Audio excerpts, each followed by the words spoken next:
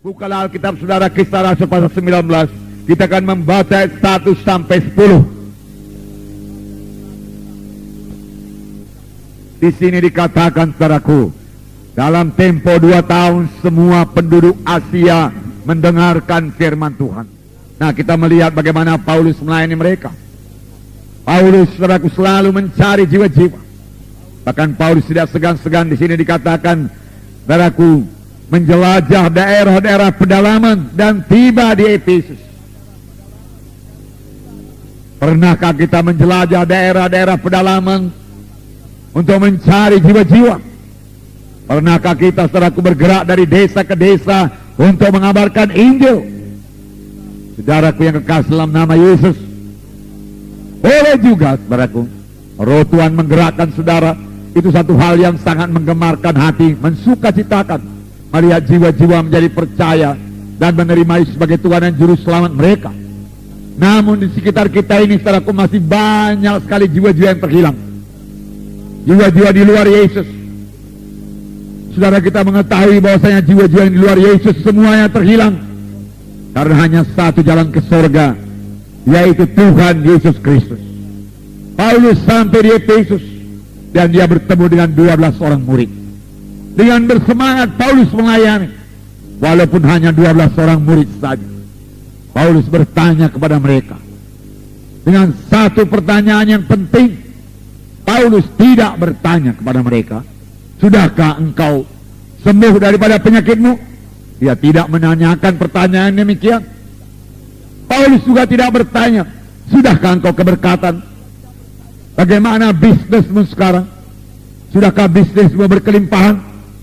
Karena Tuhan berkata, aku datang supaya domba itu berhidup berkelimpahan. Tidak, beraku. Tidak. Tetapi Paulus menanyakan satu pertanyaan yang jauh lebih penting daripada harta dunia ini. Jauh lebih penting daripada kesembuhan tubuh. Oleh sebab itu, saudaraku, biarlah kita datang kepada Tuhan bukan hanya mencari kesembuhan tubuh, bukan hanya supaya kita keberkatan, tetapi terutama supaya kita semua sampai kepada maksud Tuhan dalam hidup kita. Karena di dalam Yesus kita ini semua harus bertumbuh. Di dalam Tuhan ini semua kita ini harus berubah. Firman Tuhan tadi berkata, perkara lama lenyap, perkara baru timbul. Oleh sebab itu Paulus menanyakan satu pertanyaan yang amat penting. Sudahkah kamu menerima Roh Kudus tatkala kamu percaya? Jadi Paulus tahu mereka sudah percaya. Paulus mengakui mereka sudah selamat. Tetapi Paulus belum tahu dengan pasti apakah mereka sudah dibaptis dengan Roh Kudus atau tidak. Baptisan Roh Kudus sangat penting. Waktu murid-murid mau berangkat menginjil, Tuhan Yesus berkata kepada murid-murid, tunggulah di Yerusalem sampai kamu dilengkapi dengan kuasa dari Maha Tinggi. Karena Yohanes membaptis kamu dengan air, tapi tidak lama lagi kamu akan dibaptis dengan Roh Kudus. Tuhan Yesus sendiri menyuruh murid-murid menunggu Roh Kudus. Itu sebabnya Paulus bertanya, sudahkah kamu menerima Roh Kudus tatkala kamu percaya? Dan jawaban mereka mengherankan Paulus. Mereka berkata, kami belum pernah dengar kalau ada Roh Kudus. Heran juga. Saudaraku, dalam perjanjian lama banyak diceritakan mengenai Roh Kudus. Buku Joel mengatakan, pada akhir zaman aku akan mencurahkan rohku pada segala manusia. Dan mereka itu akan bernubuat, turun-turun akan mimpi berbagai-bagai mimpi. Tua-tuamu melihat penglihatan-penglihatan. Dan ke atas hambaku laki-laki dan perempuan aku akan mencurahkan rohku pada masa itu.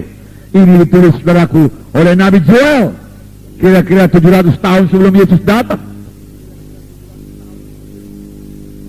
Nah, saudaraku yang kasih dalam nama Yesus, bahkan Yohanes Pembaptis sendiri berkata, saudaraku, aku membaptis kamu dengan air, tapi kemudian datang seorang,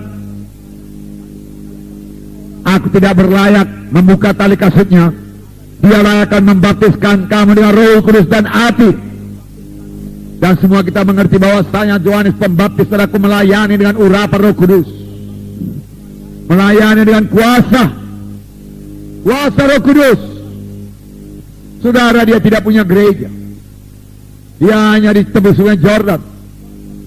Dan berita singkat, berkuasa, bertobatlah kamu karena kerajaan sorga sudah dekat. Dan firman Tuhan berkata seluruh isi Yerusalem keluar. Sepanjang sungai Jordan mereka datang ke sungai Jordan untuk dibaptis. Seluruh Judea datang untuk minta dibaptiskan. Satu pelayanan yang sangat berkuasa. Roh Kudus memenuhkan dia, Roh Kudus menggerakkan jiwa-jiwa. Dan sambil mengaku dosanya mereka dibaptis sungai Jordan. Termasuk Tuhan Yesus, saudara, yang datang kepada Yohanes Pembaptis. Dan Yohanes Pembaptis berkata, bagaimana ini Tuhan? Masakan engkau datang kepada aku supaya aku baptis? Yohanes berkata, biarlah demikian supaya kita menggenapi semua kehendak Allah. Dan Yohanes Pembaptis patuh dan dia membaptiskan Yesus. Dan Roh Kudus turun kepada Yesus berlembaga sebagai seekor merpati. Allah Bapa bicara, inilah anak yang aku kasih kepadanya aku berkenan.